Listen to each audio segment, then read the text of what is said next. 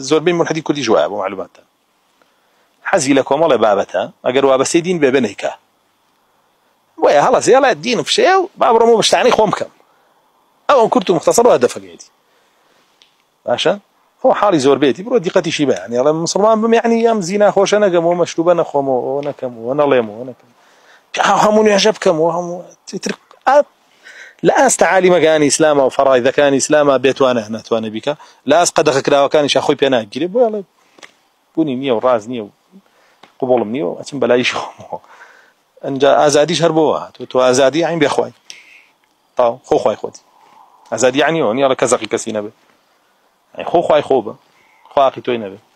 هیچ ڕێسا و ڕێسایانە وگرێتەوە بڕۆ حەزر لە چیە بچی و پێخۆشە بیکەوە ئازادی ئازادی یعنی خۆت خوای خۆت بە بێخوا بە ئەو معناکێت یار فەلسفەی چش لەسەرەوە و ئینسانی سوپەرمان و خۆی خوایەکی سەر عەرزە و خۆی خوای خۆیەتی فەلسفەی هیندۆسەکانیش لەسەرەوە ئەوە ئازادیە بەس بە شێوەیەکی تر ئەمڕۆیە ناویانەتەوە لەژێر ناوی یۆگا و گەشە پێدانی مرۆیی و فێری خەڵکیەکەنەوەی خەن بە دەماخیا ئەوە ڕوون و ئاشکرا یەک بوون لەگەڵ خوایە و نازانم چی وەحدەت الوجود و ئەنە بە شێوەیەکی ترێ ناویانەتەوە فێری خەڵکیەکەن